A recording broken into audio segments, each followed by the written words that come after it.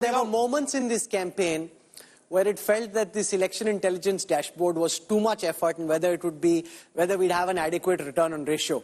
In how exciting the Indian voter has made this election, and the fact that you're seeing these numbers dance on the India Today screen, it just lightens my heart and makes it very, very joyous, because all the analytics that we built are helping you understand this election better than any other network can possibly ever dream of. The Congress now, which had hit 100 seats at one time, is leading at 94. So they're down 6 from that psychologically important 3-figure mark, but still much more than they had last time round. The Samajwadi Party at 33, the Trinamool at 30. The Trinamool had come down to 22 seats in the last Lok Sabha elections. They're sitting currently on 30 leads. Nobody complaining about EVMs or any garbad and ghotala. The DMK leading on 21. The Uddhav Balasaheb Thackeray Shiv Sena leading on 10. The Sharad Pawar NCP leading on 8. Let's come here. The BJP at least 31 seats short at this moment of a full simple majority. The TDP leading on 16. The JDU on 14. Far from proving the Kamzor Kadi. Nitish Kumar and the Janata Dal United at this moment proving to be a force multiplier. Eknath Shinde Sena, the official Shiv Sena as it were, leading on 6. Lok Janshakti Party leading on all the seats that they had. Janata Dal Secular on 3, the RLD on 2, Jan Sena on 2. This is looking very exciting. And if you look at the others, where do the others go? So potentially, if they need, maybe the Akalis can come back. If they really want the Akalis to come back, so you can have the Akalis potentially coming back. YSRCP can't, because maybe some of these independents can potentially join the India Alliance. So SKM is an NDA partner in any case, so they can come back. BJD now, I doubt they'll want. DMDK, maybe. No, AIDMK? But you're fighting it. Will you take that seat? AIDMK will be more than happy to come back. Mere ko ek do ko mantri bana do. Because of DMK. You see, now it will be that old style mantri. DMDK. You know, AIDMK is one, DMDK one. They are down to only one at the moment. Is AIDMK there in your list? There at all.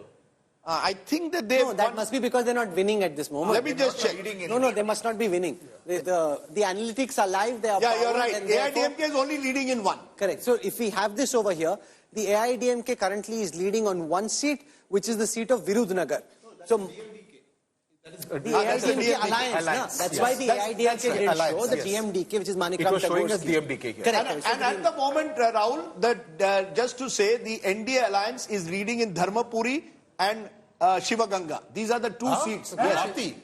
Yes, in Karti Chidambaram seat at the moment, and Dharmapuri, these are the 2 seats at the moment where the NDA alliance as of now is leading. It's as of now, and others is Virudhunagar, where DMDK is leading. Vijay Kant's old party. Vijay Kant's passed away. One of the other stories is coming from Amethi. The gap is widening. In Amethi, Kishori Lal is leading with 1,05,843. Priyanka Gandhi Vadra said, you see what happens when the results come out. We're winning both Amethi, we're winning both Raibari. What a story.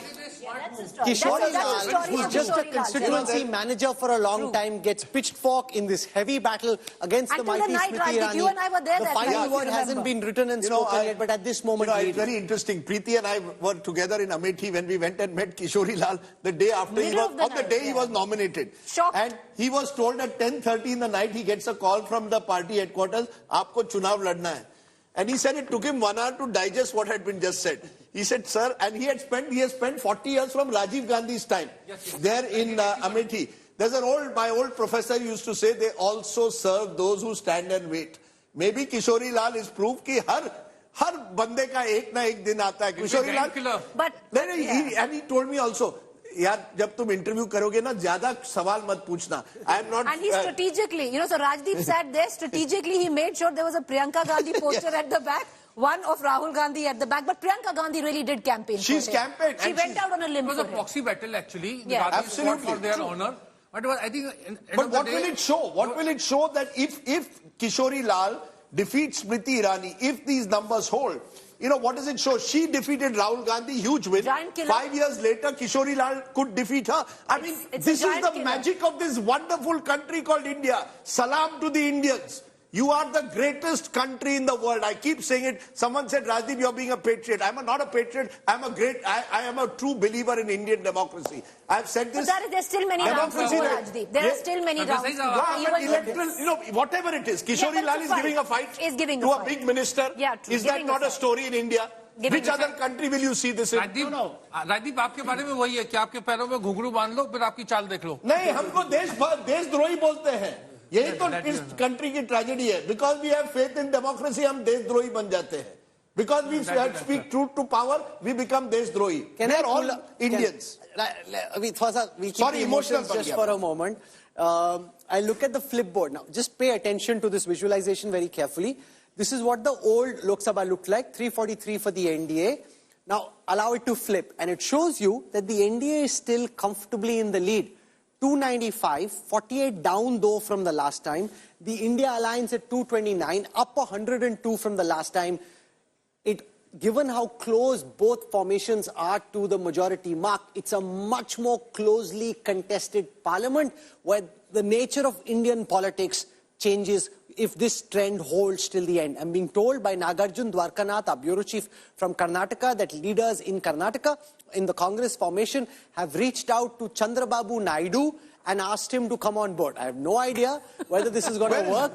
Where is T.S. Sudhir? By the way, just to stop before he says Karnataka results is not good. Yeah, 21 to the NDA, 7 to India. So for all if they are going and contacting Chandrababu, first they should answer some questions on what's happening in Karnataka. No, TDP sources are not confirming it. They said there is no contact with the Congress or anybody. No, Congress is trying to reach out. Reach out, yeah. It may be still just muddy the waters. Yeah. Chandrababu's price goes up. Tell me if they offered Chandrababu Prime Ministership. I want a straight answer to you. Well, I'm not deciding for Chandrababu Naidu. But at one minute, Rashid, but at 73-74, Chandrababu Naidu may not do what he did in 1996-97. Yeah, twice he was offered in a platter. Yeah, he could very well say, my son takes over in Andhra Pradesh, Amravati, I can move to the center. He could do that, but winning, he has contested 17 seats. He may win about 16 of them. Will a 16 Lok Sabha MP party be made Prime Minister? I don't know. I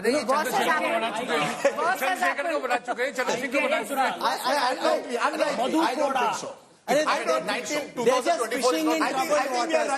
They're fishing in troubled waters. Chandrababu Naidu's stock and price will go up. His market cap goes up. That's all that's happening here. But I want to go across to Akshita Nandgopal. Akshita Nandgopal is in Vijayawada, where the TDP is at 125.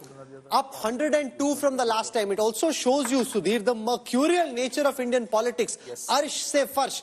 102 up from the last time. YSRCP 126 down from the last time. Only at 24.